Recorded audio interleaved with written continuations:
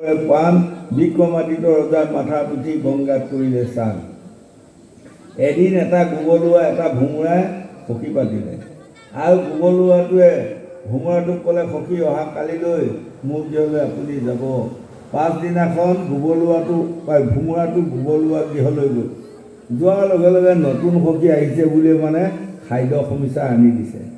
এতিয়া গোবলুৱাটোৱে খাদ্য সমস্যা ক'ত পাব? অন্তৰ্য পাপ কৰাৰ ফলত গোবলুৱা জন্ম পাই গোবৰ ভেৰ খুচৰি খুচৰি আহাৰ খাই আছে।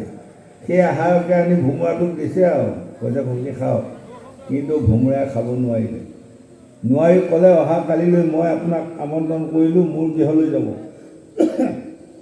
পাছদিনাখন গোবলুৱাটো ভোমোৰা গৃহলৈ গ'ল আৰু যোৱাৰ লগে লগে ভোমোৰাটোৱে লগত লৈ এই বিক্ৰমাদিত্য ৰজাৰ ফুলৰ বাগানত গৈ ইটো ফুলত সিটো ফুলত সিটো ফুলত পৰি পৰি মানে ফুলৰ ৰস খোৱাত লাগি গৈ আছে।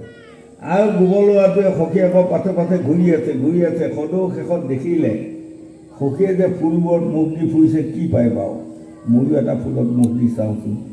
এই বোলে সূৰ্যকান্তি ফুল এটাত মুখ দিলে, যিটো বৰ স্বাদ বা বৰ সোৱাদ, বৰ মিঠা পালে, পাই মুখখন আৰু বেছিকৈ দবাই দিলে, হয়নে? সন্ধিয়া হোৱাৰ লগে লগে ফুলটো জাপ গ'ল, বেচেৰা তাতে সোমাই গ'ল আৰু ভোমোৰাটোৱে এৰি থৈ গুচি আহিল। পাছদিনা বিক্ৰমাদিত্য ৰজা মালি আহি ফুল ছিঙি লৈ যাওঁতে সেই ফুলটো ছিঙি লৈ